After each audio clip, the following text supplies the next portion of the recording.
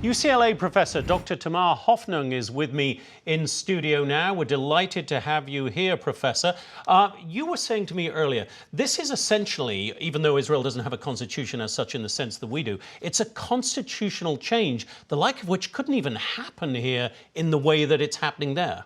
Exactly, Jonathan. So think how difficult it is to change the American Constitution. Let's take, for example, the Equal Rights Amendment. The Equal Rights Amendment was a bipartisan effort. It passed both the Congress and Senate, and yet it never entered the U.S. Constitution because it wasn't ratified by enough states. It was only ratified by 35 of the needed 38 states.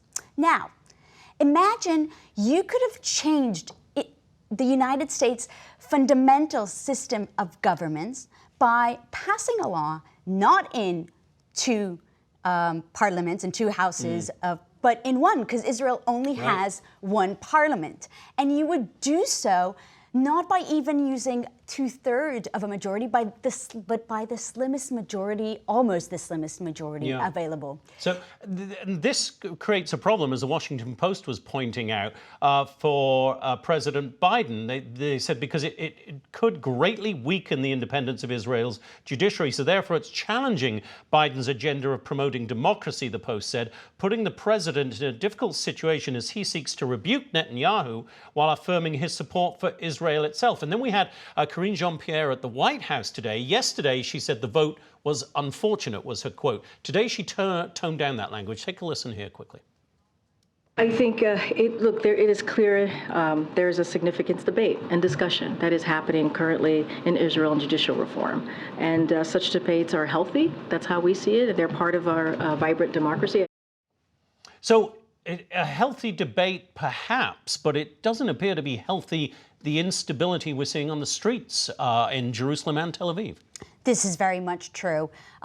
Think about it, that this is really what the government is now moving forward to, has no real consensus.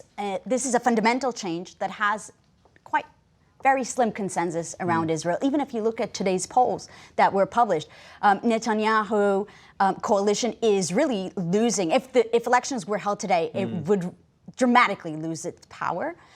So it surely reflects on the amount of consensus and the amount of agreement of the public. It strikes me that in a country that has seen so much conflict, that this is one of the biggest internal divisions among the Israeli people that we've ever seen. It's that important. Yes, and it's been going on for 7 months. This is really important for people to understand. This has been going on for 7 months. People are going to demonstrate week after week, and we're talking about thousands of people who are coming on the street, leaving their work, leaving their homes in order to show their protest and their disagreement with this judicial reform. And Professor, whatever one thinks of this, whether one thinks this is, as Benjamin Netanyahu says, the very epitome of democracy in action, or as his critics say, a complete attack on democracy, whichever side you come down on here, an unstable, divided Israel is not good for the Middle East. No, it's not good for the Middle East, and it's not good for Israel's trajectory, especially as the rhetoric that is being promoted now is through a divide of Israeli society, especially through the idea of Mizrahi Jews versus Sephardic Jews, and of course all the other divides that have to do with Israel as a very complex multicultural society. Strengthening these divides puts also Netanyahu in a very problematic situation, as his ability to kind of withdraw from the reform, the more he pushes in order to convince his supporters, the more it is difficult for him to back off from it, which puts him in a very unfortunate situation. And as we've seen so often, if there is any instability in Israel, Israel's enemies like to take advantage of that. Professor Hofnung. Hoffnung, by the way, in German means hope, you told me. There's a lot of people with a lot less hope in Israel than they had just 24 hours ago. We'll see how this all plays out. Thank you so much for being here tonight, Professor. Thank you so much, Jonathan. Coming up,